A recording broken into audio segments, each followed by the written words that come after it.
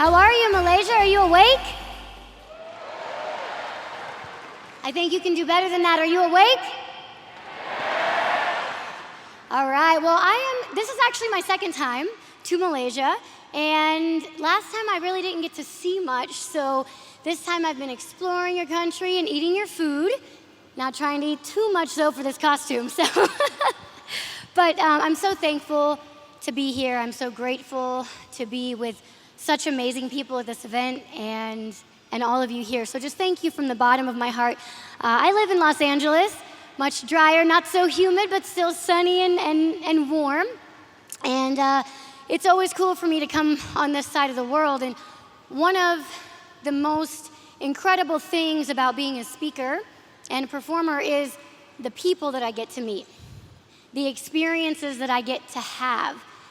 People think just because you're the person on the stage with the microphone, you're the only one that's bringing change or motivation to the world, but I have to tell you, I am a better person and a changed person because of people who I meet and experiences that I have.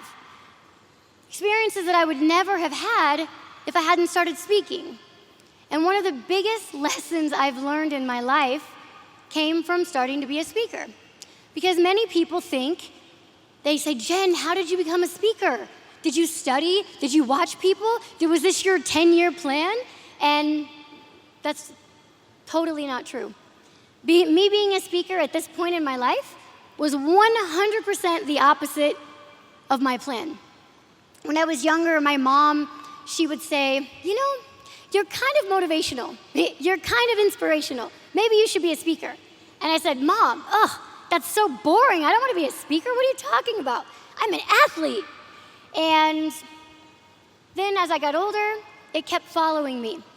People would ask me if I was a speaker, when I was going to start speaking, and then they would stop asking me and they would just assume that I was a speaker already. And I thought, why can't I get rid of this? I don't want to be a speaker. I don't want to be a speaker. I just kept saying no to it. And what I realized is that my hands were like this, you know? And when we're holding on to something so tightly, how can we ever receive anything? I thought speaking was going to take away from my life as an acrobat and an aerialist and this beautiful new life that I had found with passion. I loved performing. I loved being with my acrobats and my aerialist friends. I loved this life. And so I thought, no, I'm not going to start speaking because it's going to take away from this amazing life. But I couldn't have been more wrong.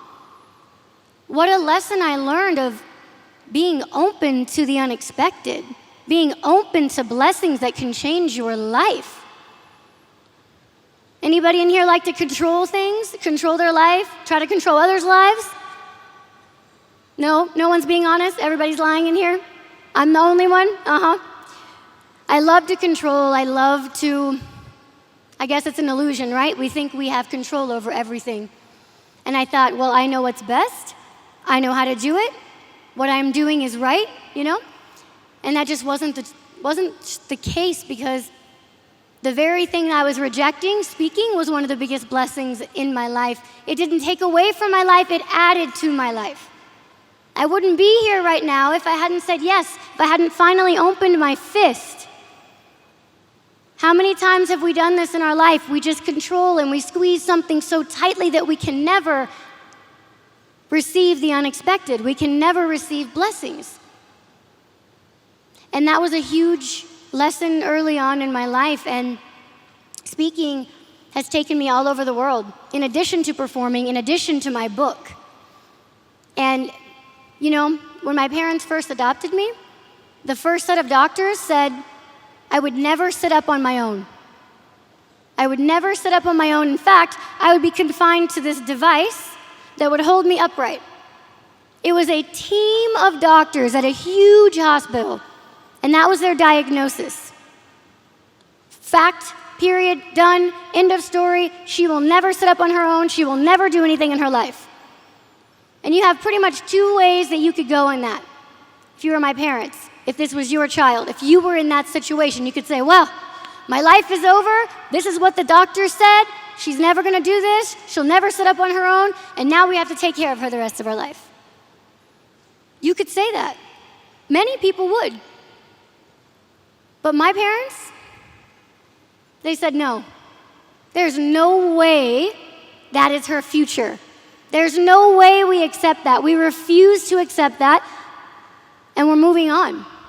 So they went to another hospital with another set of doctors. And this time, the doctor looked at my dad with all the confidence in the world. And my dad asked him, is she ever going to sit up on her own? That's all we want to know. And the doctor looked at him and said, Mr. Bricker, she's going to do things that are beyond your wildest imagination. She's going to do things you never thought possible.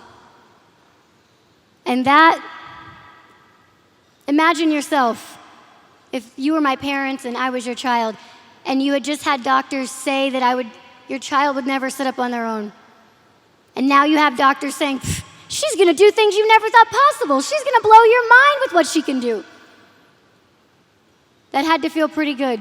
And from that moment, they raised me like they would raise my brothers. They said, well, if you work hard, you put your mind to it, you want to do something, you can figure it out. So I said, okay, well, I want to play softball. I want to play basketball. I want to play volleyball. And of course, against able-bodied athletes. I didn't realize that I was technically one of the disabled people. I didn't really realize that. My parents said, we love you. You were our answered prayer. You were our miracle. You can do anything you want. You're beautiful. You were born this way for a reason. It wasn't an accident. It was on purpose, for a purpose.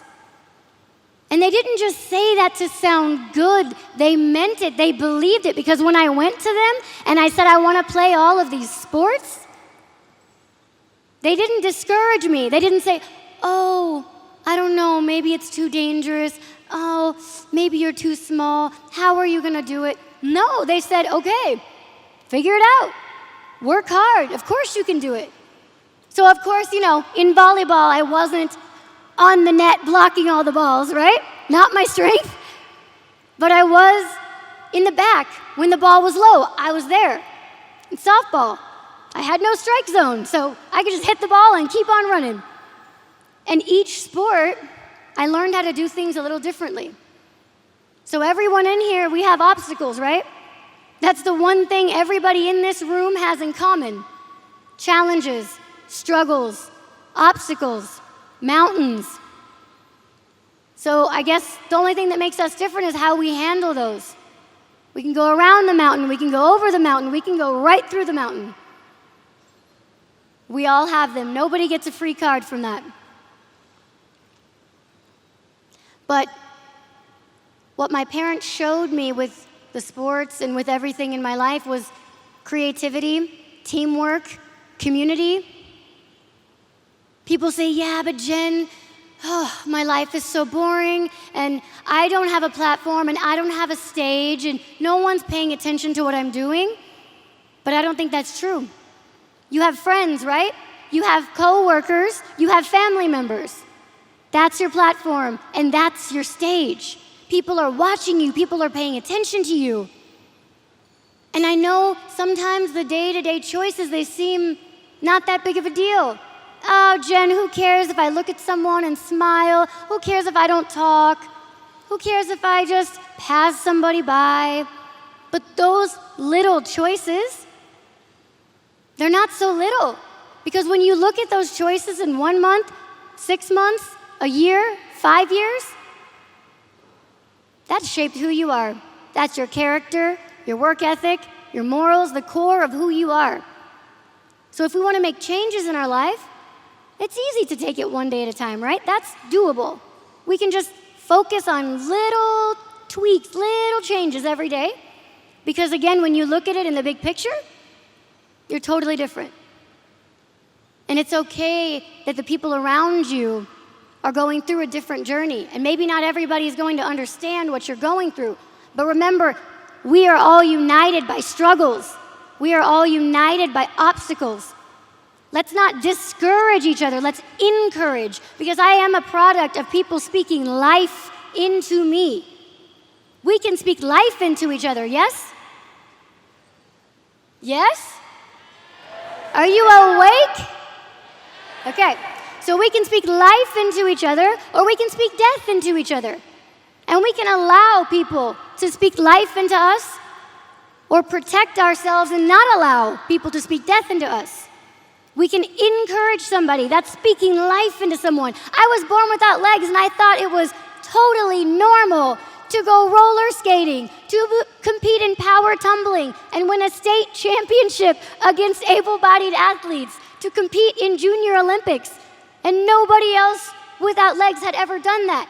That's because people spoke life into me, and I didn't know that I couldn't stop dreaming.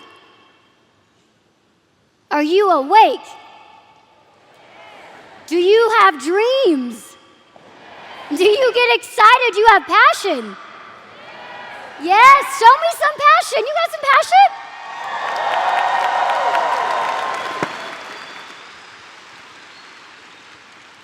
I believe every single person in this room has gifts and talents and abilities that you were born with specifically for you. The things that get you excited, the things you love, the passions you have are for a reason, and they are equal in value. Can you say equal? Okay, equal? So think of somebody who you think has so much influence and so much power, and they reach so many people. Know that you have that same equal value in what you bring to the world, because you do bring something to the world. And that's not me just trying to be a motivational speaker. I know that's true. And I've seen that. And the best part about it is through the things that you love, that you are passionate about, that you naturally have loved your whole life, you can change a life if you believe. It's not just for certain people in the world to be motivational or inspirational. Everybody in this room is meant to inspire and motivate, yes? Yeah? But you have to believe, right? Because no one can do that for you. No one can believe for you. No one can do that for you. But when you believe and you know that that pure, awesome power is in you to change someone's life, that will change your life and others around you, because then you start speaking life into others, and it's a ripple effect, and that changes the world, yes? Yes? So I just want to leave you tonight with, think about what you love. You know what you love. You know what you're passionate about. Probably you've been passionate about it your whole life since you were a kid. But maybe somewhere along the way, that got pushed down. So what do you love? What are you passionate about? What sets you on fire? And know that you can go out and touch and change someone's life. So do you believe? Malaysia, do you believe? Well, I know that this room in particular is full of life changers, full of game changers, world shakers. So I just thank you for all that you're doing. I thank you for this beautiful country, this beautiful environment that you have created from people around the world to come here. Thank you for opening your hearts. Thank you for your time. Have a good night.